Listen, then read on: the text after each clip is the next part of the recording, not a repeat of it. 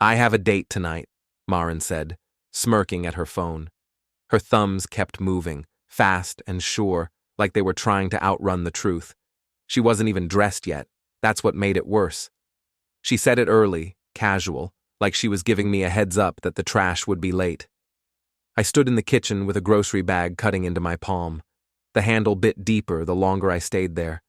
The bag held the boring stuff: dog food, paper towels, rice, the kind of life you buy when you still believe you're building something with someone. A date? I asked, because sometimes a word said out loud can still snap a spell. Maren finally looked up.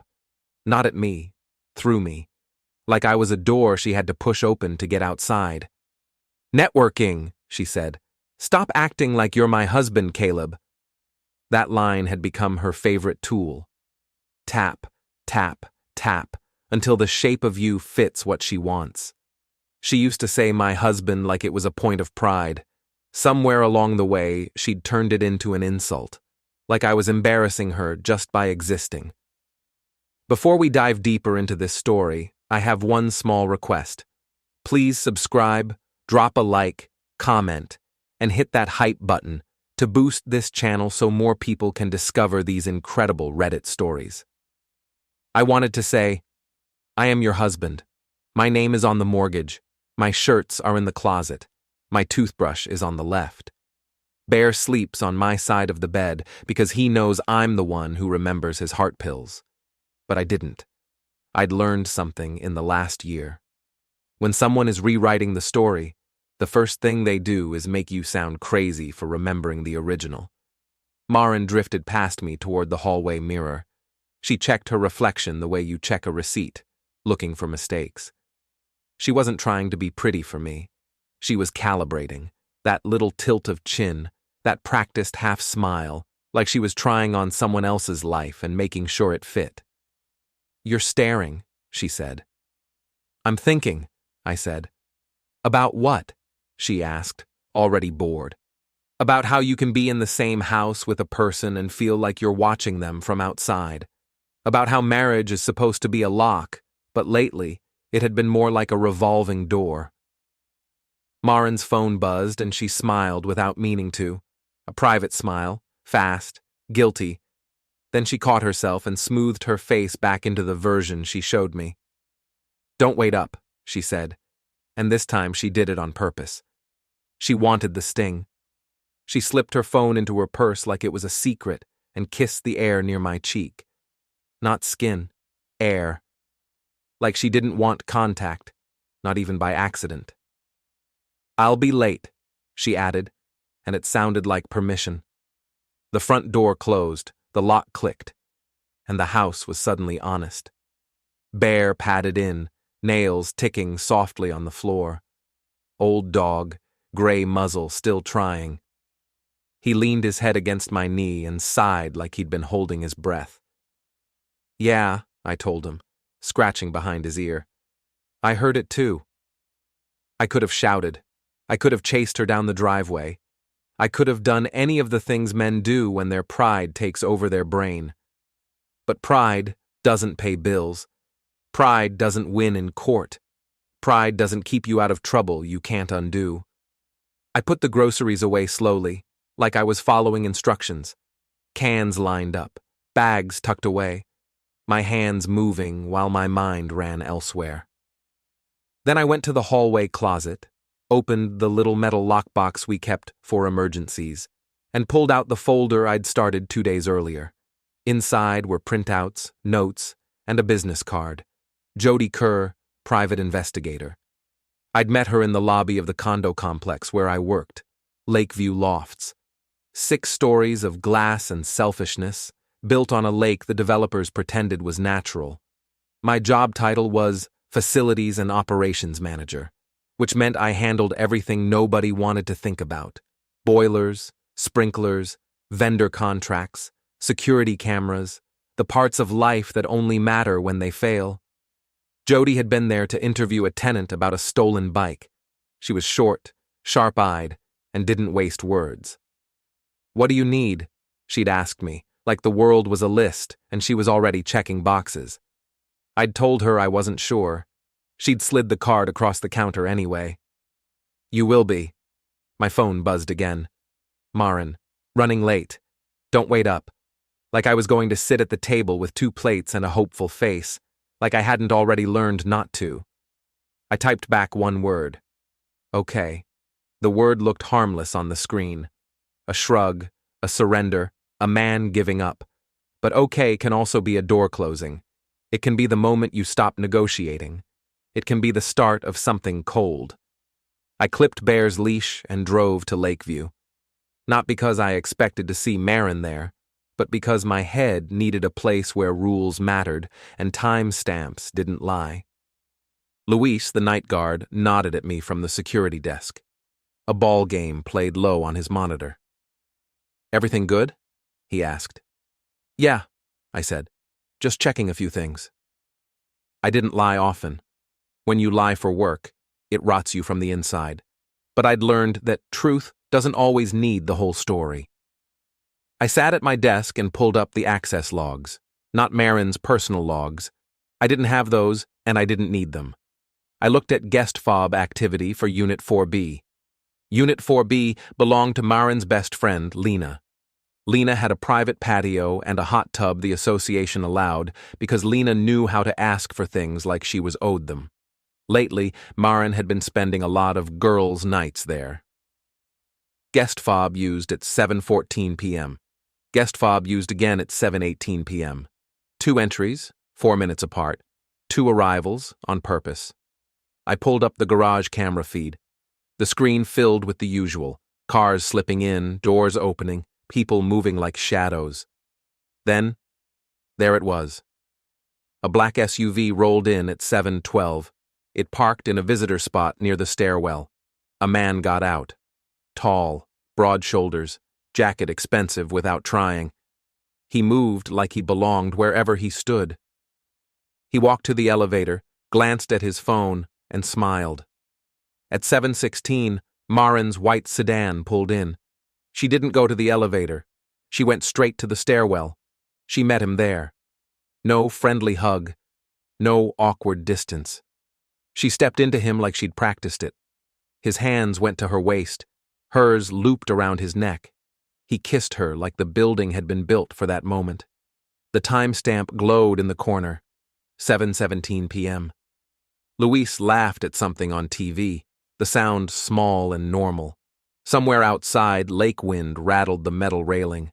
I rewound the clip and watched it again, not because I wanted to, but because I needed my brain to accept what my eyes already knew. Then I saved the file. Not to be dramatic, to be precise. If you want the truth about someone, don't listen to what they say when they're calm. Watch what they do when they think nobody's watching. Maren's new life ran on small routines, and routines leave tracks. I didn't start with her phone. I didn't guess passwords. I didn't play detective in my own marriage like some creep. I started with what we shared, the paperwork a married couple is supposed to share because that's what trust looks like in plastic and ink. The bank app, the credit card statements, the calendar on the fridge we both pretended we used. Tuesday, dinner Warlina. Thursday, client drinks. Saturday, yoga workshop. All written in her neat, pretty handwriting, like she was labeling jars in a pantry. But the statements told the real story. A bar charge Tuesday night at a downtown hotel, not the rooftop place with the view. The quieter one with the side entrance, the kind of place where nobody makes eye contact in the lobby. Valet, 2 cocktails, 1 appetizer, tip too generous, someone trying to impress. Thursday, a gas receipt 20 miles north of where her client drinks were supposed to be. The kind of receipt you get when you've been driving with a purpose. Saturday, a steakhouse I'd never heard of, the kind that didn't advertise because it didn't need to, a place where you're paying for privacy more than food. I stared at those lines until they stopped being numbers and became a picture, a map, a pattern. At lunch, I went home and opened our doorbell camera app, the thing Maren insisted on after a package theft, her big show of protecting us. Most alerts were boring: the mailman, a stray cat, bare, sniffing the porch. But last Thursday, 8:03 p.m., there she was. Maren stepping outside in a dress she didn't wear for me, a black SUV pulling up, the driver leaning over to pop the passenger door like a gentleman. Maren got in without hesitation. No wave, no checking if I was watching. Like she knew I wasn't supposed to be. I saved the clip. Then I did the thing that felt like swallowing nails. I called Jody Kerr. She answered on the second ring. Kerr. I have public space footage, I said. Garage camera, doorbell camera. You own the systems? She asked. I manage the building, I said. The doorbell is ours. Good, she said. We stay clean. I sat in my car, hands on the steering wheel, staring at the crack in the dashboard plastic that looked like a tiny lightning bolt. I want to stop guessing, I said. Then don't, she said. Give me who, where, when. I'll give you proof you can use, proof you can say out loud without sounding like a jealous husband. That last part hit hard, because it was true. In the world, a husband's intuition is always treated like insecurity until it's backed up by a photo. Men are told to communicate, to be vulnerable, to share their feelings, right up until they accuse someone of betrayal, then suddenly feelings are controlling. Jody asked questions like she was building a house, square, sturdy, no gaps. How often? Same locations? Any shared accounts? Any witnesses? Lena, I said. Maren's friend at Lakeview, Unit 4B. And the man? Jody asked. All I have is the SUV, I said.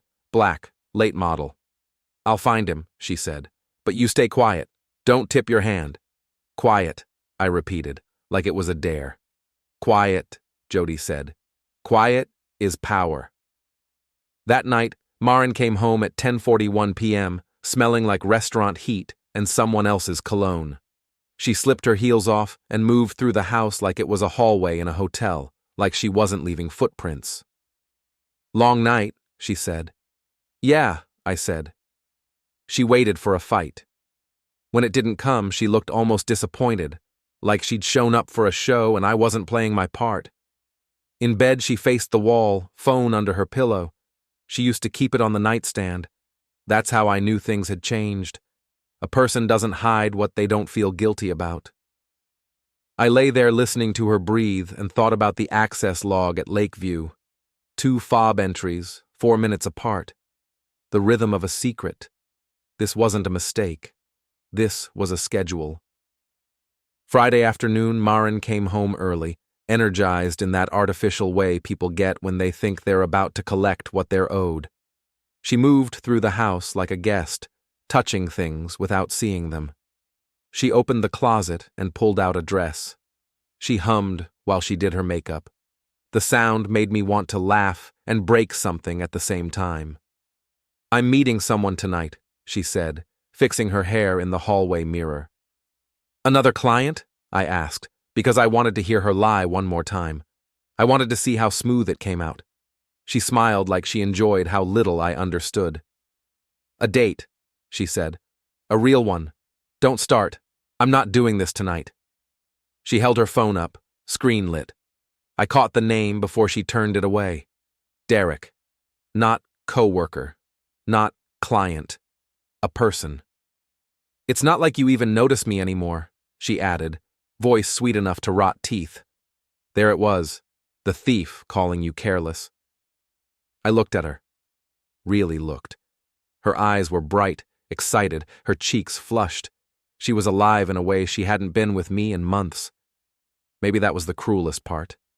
Not that she wanted someone else, that she'd decided I wasn't even worth a decent cover story. I have a date tonight, she said again, softer, savoring it. She waited, daring me to plead, daring me to beg, so she could feel powerful for a few minutes before she left to be powerless in someone else's arms.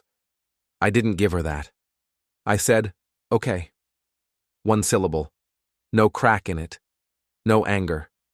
Maren blinked like quiet had hit her. She stared at me, searching my face for the old version of me, the one who chased, the one who tried to fix what she broke. Not tonight. She scoffed, grabbed her purse, and walked out the door. The car started. The garage rattled as it opened. Then she was gone. I didn't follow. I didn't even stand up right away. I picked up my phone and called the number Jody had handed me an hour earlier. "This is Holly Sloan," a woman's voice said, tired, defensive, the voice of someone who'd been told she was paranoid one too many times. "Holly," I said, "my name is Caleb Hart. I'm sorry to call like this. I think we need to talk about your husband." Silence. Then, "What are you talking about?" "I have video," I said. "Derek picked up my wife from our house, and I have footage of them together at her friend's building. It's not friendly." A small sound, like she covered her mouth. "I'm sending it now," I said. "You can decide what it means." I texted the clips, the doorbell pickup, the garage kiss. 3 dots appeared, disappeared, appeared again. Then Holly called me. "I knew something," she whispered. "I knew it. He said I was imagining it." "I'm sorry," I said, and meant it. I didn't have sympathy for Derek, but Holly hadn't asked for this.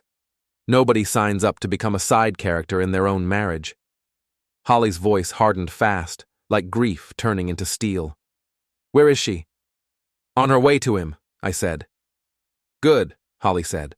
"Let her get there." The line went gone. At 8:19 p.m., my phone buzzed. "Maren, why is my phone blowing up?" "Maren, what did you do?"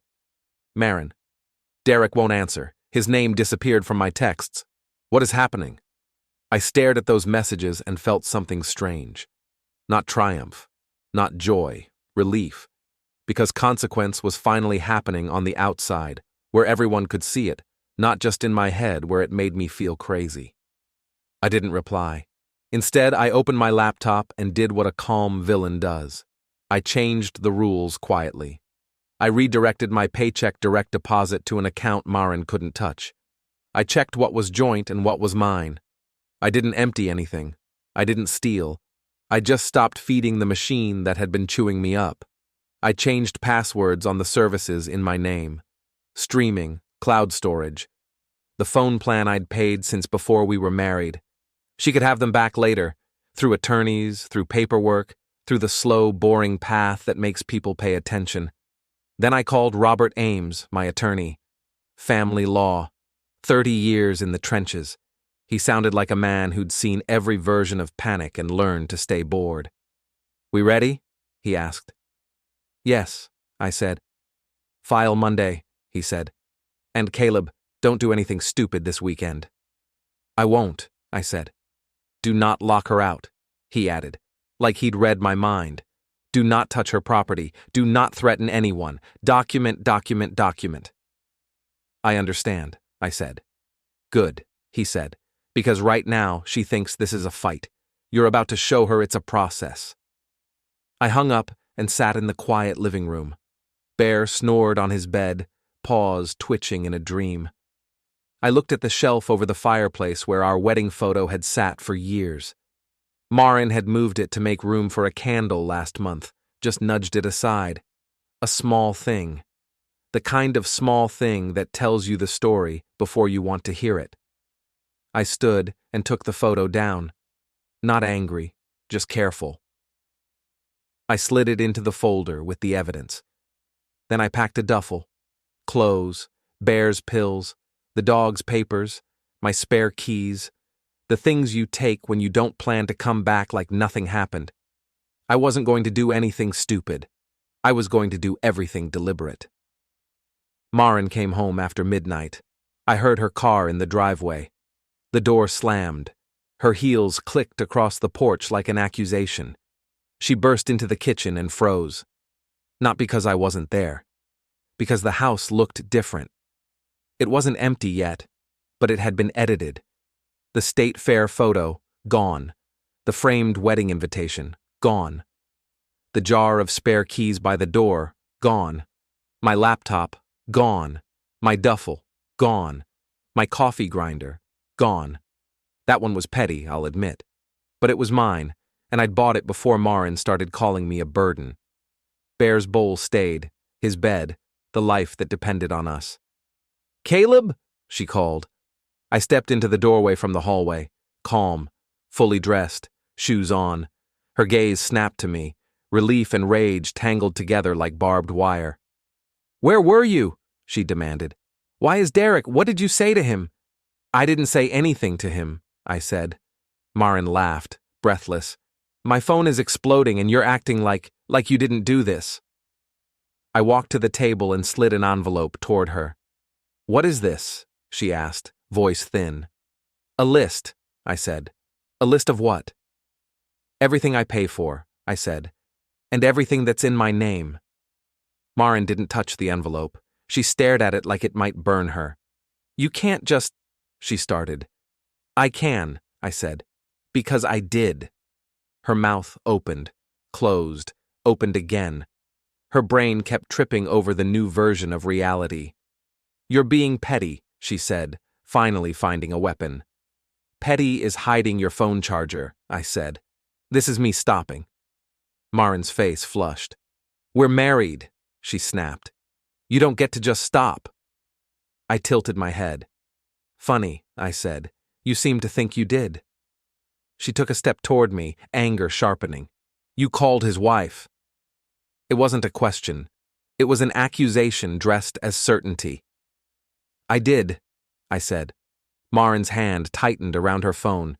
"You had no right." I almost smiled. Almost. "I had no right to tell a woman the truth about her husband," I said. "But you had the right to climb into his car and call it a date." Maren's eyes flashed, and for the first time that night, I saw fear. Not fear of me hitting her. I'd never hit her. Fear of losing control. "You're trying to ruin me," she said. "You ruined you," I said. "I just stopped holding the pieces together." Her phone buzzed again. She glanced down, and her face drained. "What?" I asked. Maren swallowed. "Holly's at Derek's place," she whispered. I nodded slowly. "Let her be." Maren looked up. "He's not answering me." "That's because he's busy," I said. Maren's breathing went fast. "Caleb, please, this is going too far. We can talk about this, like adults." Like adults. The phrase people use when they've been acting like teenagers and suddenly want rules. "We will talk," I said. "Monday." "Monday," she repeated. I stepped past her and opened the back door. Cold air rushed in, carrying the smell of wet leaves. I whistled softly. Bear came trotting in, tail wagging, tongue lolling like he didn't know the world was breaking. I clipped on his leash. Maren stared at me. "Where are you going?" "Not here," I said. "You're leaving me?" she said, voice cracking with outrage like I'd breached a contract. I paused in the doorway and looked back. "I'm leaving the version of me you've been using," I said. "The rest is up to you." I walked out. In the motel room, the air smelled like cheap detergent and old smoke that never fully leaves. Bear circled twice and flopped down like it was any other night. I envied him. My phone lit up with a message from Holly. "Holly, I'm sorry. I should have listened sooner. He's lying to both of us. But he just told me something you need to know." Then another. "Holly, he says your wife thinks she's pregnant." My stomach dropped, hard, like the floor had vanished. I stared at the ceiling. The light fixture buzzed. Somewhere outside, a car alarm chirped and stopped. Pregnant wasn't just a rumor. It was a trap. A story Derek could use to muddy the water. A way to keep Maren hooked. A way to make me look like the villain if I kept moving forward. I texted Holly back one line. "Caleb, did she say that to you, or did he?" Holly replied a minute later. "Holly, he said it. She hasn't said a word. He's scared." I stared at, "He's scared." Good, because scared people make mistakes. Saturday morning, Jody met me in a diner that still served coffee in thick white mugs and didn't care what your life looked like as long as you paid. She slid into the booth across from me, took one look at my face, and said, "You got new information." "He told his wife mine thinks she's pregnant," I said. Jody didn't blink. Men like Derek don't say things for no reason, she said, stirring her coffee. He's planting a story. Messy stories make people react. I stared at the tabletop, worn smooth by 1,000 elbows. What do I do? You stay clean, Jody said. And you stay ahead. She slid a folder across the table. Derek Sloan, Regional Sales Director, Apex Ortho. Jody tapped the page. He uses a company vehicle, she said, and he's been meeting your wife at a unit in your building.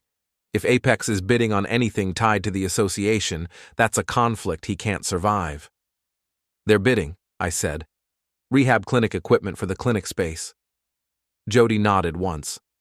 Then don't touch his car, she said softly.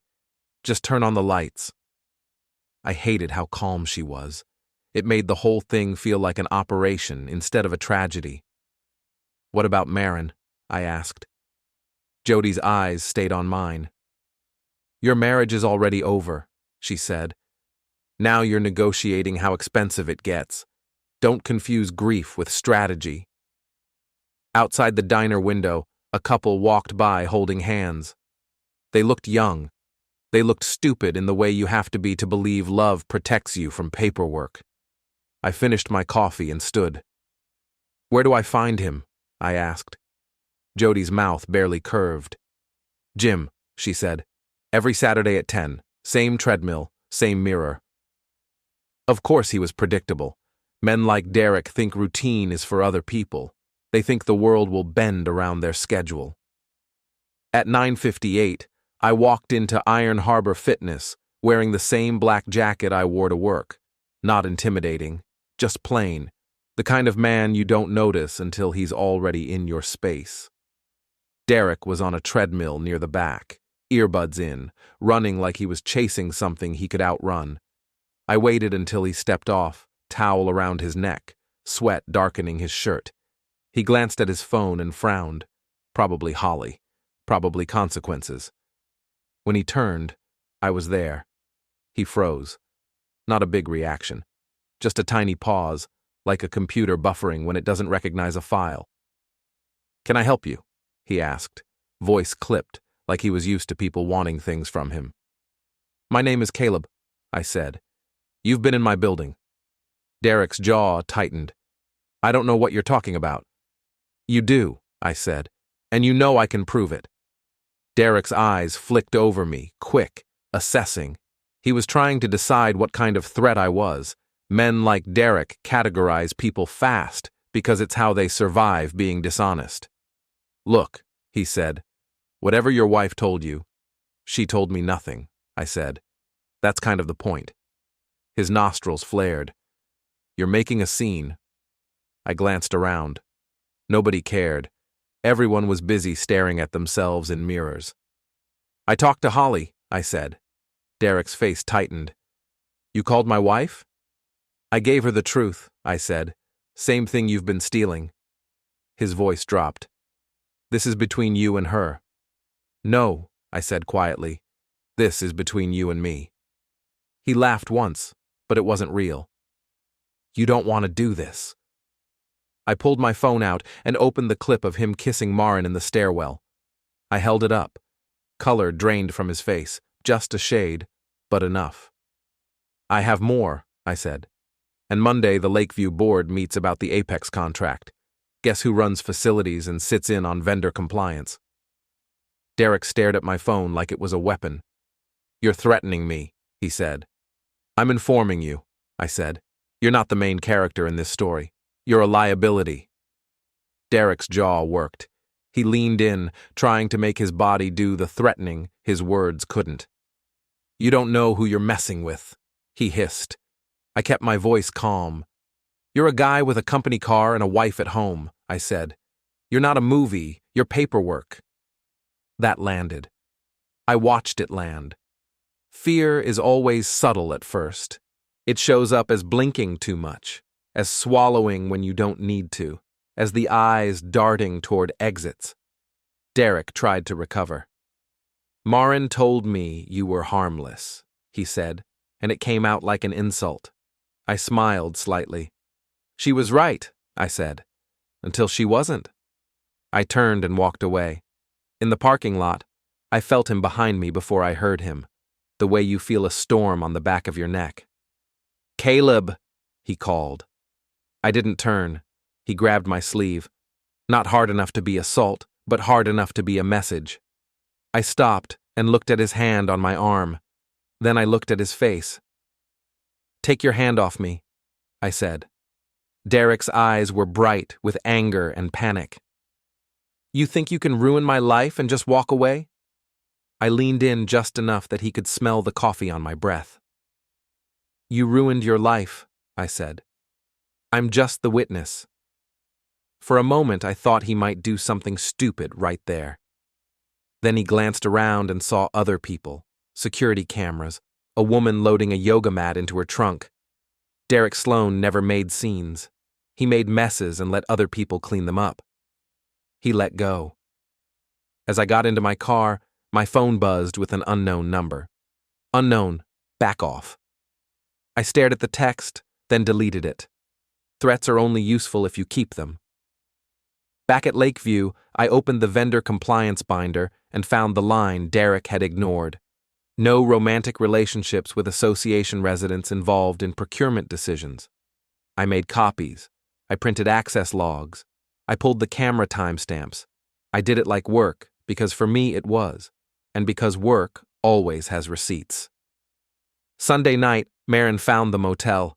She must have called around. She must have guessed. Maren was good at finding what she wanted when she bothered to try. She knocked hard enough to wake Bear. He barked once, then whined, tail thumping like he was torn between protecting me and forgiving her. I opened the door a crack, chain still on. Maren stood there in sweatpants and a hoodie, makeup gone, face pale and raw. She looked younger without her armor. It almost made me feel sorry for her. Almost. "Caleb," she said. "Please, let me in." "What do you want?" I asked. "I want you to stop," she said, voice trembling. "You're humiliating me. You're humiliating him. You're making this huge." "It was huge when you got in his car," I said. "It wasn't supposed to be like this," she whispered. I waited. Silence forces truth out the way pressure forces air out of a tire. "He said you were checked out," she said. "He said you didn't care. And I—" She swallowed, eyes wet. "And I wanted to feel wanted." "And you believed him," I said. "I was lonely," she snapped, like loneliness was a legal defense. "So was I said. "I didn't crawl into someone else's life to fix it." Maren's eyes flashed. "You're enjoying this," she accused. "No," I said. "I'm enduring it." She shook her head, desperate. "You can't destroy his job," she said. "You can't do that." "I'm telling the truth in places where truth matters," I said. "That's not destruction, that's exposure." Her phone buzzed in her pocket. She flinched, glanced down, and her jaw tightened. "Is it him?" I asked. She didn't answer. That was answer enough. "If you do this," she said, voice shaking, "there's no going back." "I know," I said. For a moment she looked like she might hit me. Then she looked past me into the room and saw Bear's pill bottle on the nightstand. The little label. The schedule. Proof that even in the mess, someone was still taking care of something. Her shoulders sagged.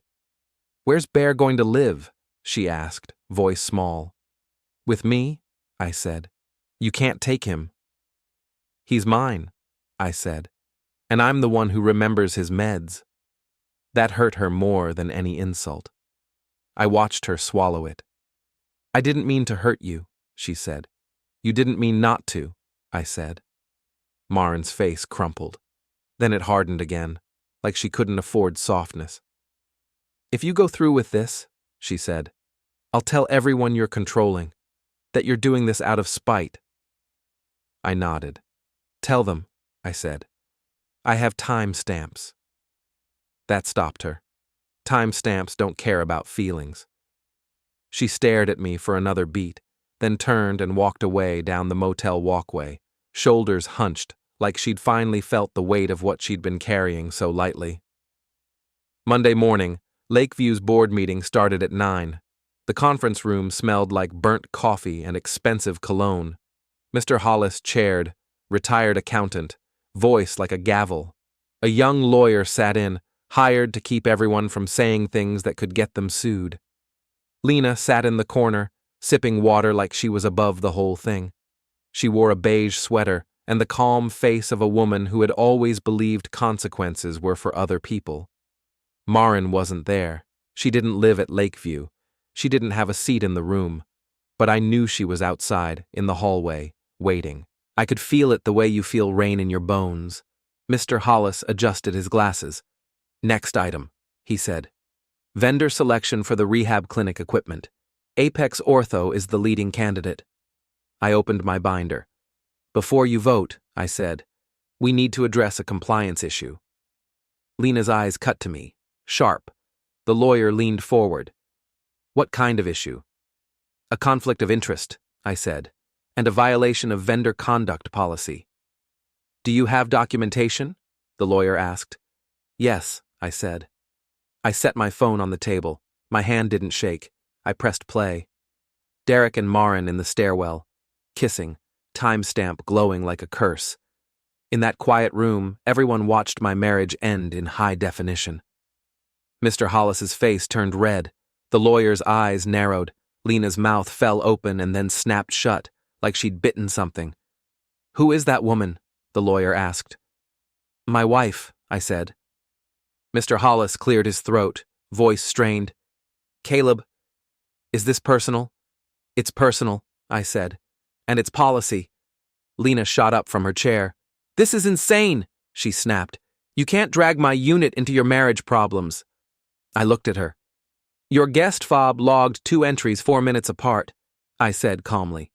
"I have the record, and the association cameras show who used the garage and when." Lena's face flushed. "Those logs are private." "They belong to the association," the lawyer said, cool. "If they relate to procurement integrity, they're relevant." Lena's eyes darted. For the first time, she looked like someone who realized the room wasn't hers. The lawyer turned to Mr. Hollis. "We can't award a contract under these circumstances," she said. "It exposes the association to claims." Mr. Hollis rubbed his forehead. "All in favor of removing Apex Ortho from consideration?" Hands rose, one by one. Even Lena's, slowly, like she was lifting something heavy. The vote passed. Apex was out. For a moment the room sat in the silence that follows a verdict. Then a sound came from the hallway. Footsteps, fast. A voice, sharp, breaking. "Caleb!" The conference room door swung open. Maren stood there, breathless, eyes wide, like she'd been running to outrun the truth and lost. "Stop," she said. "Caleb, please, don't." Mr. Hollis stared at her. "Ma'am, this is a closed meeting." Maren didn't hear him. She only saw me. She walked into the hallway and waited like she owned it, like she still believed she could steer this with emotion. "He's going to lose everything," she whispered when I stepped out. I leaned close enough for only her to hear. "So are you," I said. Her face crumpled. "I didn't think you'd actually do it." "That's why you did it," I said. "You thought I'd stay quiet forever." "We can fix this," she said. "We can go to therapy. We can—" "No," I said. "We can't." Then she blurted, "I'm pregnant." The words hit the hallway like a dropped plate. A couple of doors down, someone's unit door cracked open. An eye peered out. Lakeview loved drama, as long as it wasn't theirs. For a second, I felt the old instinct. Soften, comfort, make a plan. Then I saw it. The flicker in her eyes. The tiny uncertainty. "Are you?" I asked quietly. Maren swallowed. I don't know," she whispered. The lie was in the pause. The truth was in the way she'd used it, like a shield, not a fact. "Get a test," I said. "Send the result to my attorney." "That's it?" she cried. "That's all you have to say?" "That's all you've earned," I said. Footsteps came fast from the lobby end of the hall. A man's voice barked, "Caleb!" Derek Sloan stormed toward us, face red, suit wrinkled, tie loosened. His gym confidence was gone. He looked like a man who'd been told, in a room with fluorescent lights, that the world would no longer pretend he was important. Maren spun, startled, like she'd forgotten he was real outside her screen. Derek stopped a few feet away, chest heaving. "You!" he spat at me. "You ruined me." "No," I said. "I showed you." His hands clenched. He took a step toward me. Maren grabbed his arm. "Derek, stop!" He yanked away. "Shut up!" he snapped at her, loud enough that the cracked open door down the hall closed fast. There it was. The twist, not flashy, just ugly and true. The man who'd made Maren feel chosen now looking at her like she was a problem. "You told me he was nothing," Derek snarled at her. "You told me he wouldn't do anything." Maren stepped back like he'd slapped her. Derek turned back to me. "You think you're smart?" he hissed. "You think you can take everything?" I nodded. "Yes," I said, "because I can." Derek's eyes looked like they wanted to do something stupid.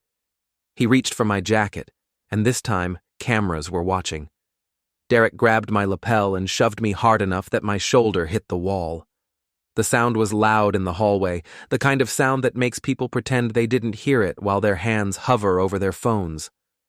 Maren gasped. "Derek!" I didn't swing back. I didn't even raise my voice. I just looked at his hand on my jacket, and then at the camera in the corner of the ceiling. "Let go," I said. Derek's breath was hot with rage and panic. "You're going to pay," he hissed. "You don't get to—" Behind him, Mr. Hollis opened the conference room door and stepped out, face pale. The young lawyer followed, already pulling her phone out. "Sir," the lawyer said, steady. "Remove your hands." Derek glanced at them, then back at me, like he couldn't believe the world wasn't bending. I kept my eyes on him. "Let go," I repeated. For a second he didn't. He wanted to keep the illusion of control.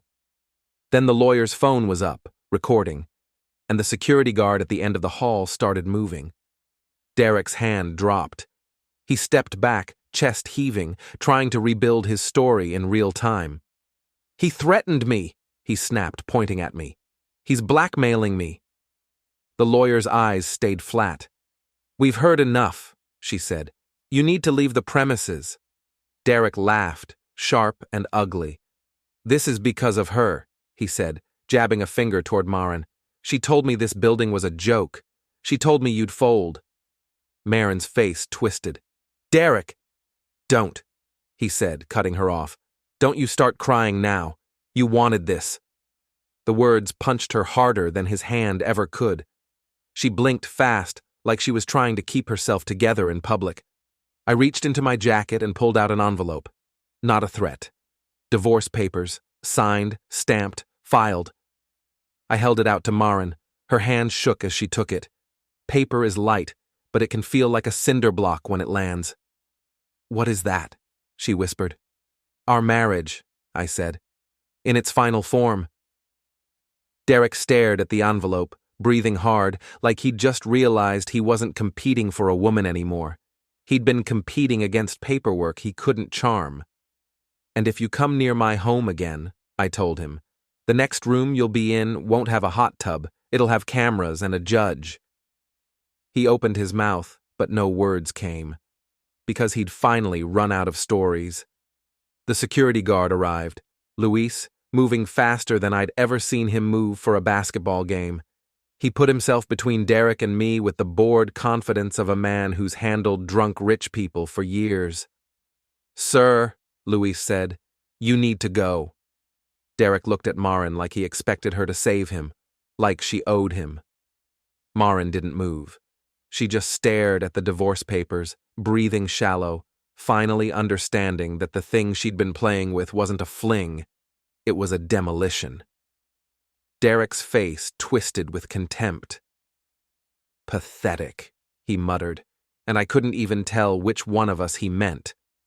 He backed away, shoulders squared, trying to leave like he still had dignity. Luis walked him toward the elevator.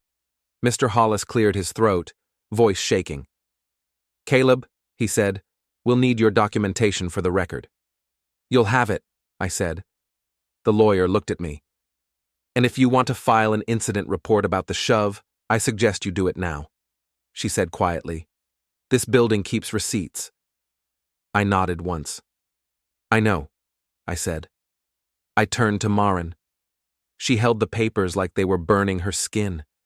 Her mouth opened and closed, like her brain couldn't find the words for a world where I wasn't chasing her. "Caleb," she whispered. I waited.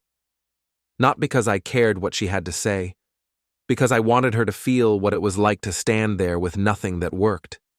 "You're really doing this," she said, like she'd just noticed gravity. "I already did," I said. Bear's leash was looped around my wrist. I tightened it gently, feeling the warm pull of a life that still needed me. I walked toward the lobby doors. Behind me, in that bright hallway where everyone listened from behind walls, Maren stood between Derek's retreating back and Lena's closed door, holding divorce papers and a pregnancy rumor she couldn't even prove. Not prison. Just the kind of loss you can't appeal.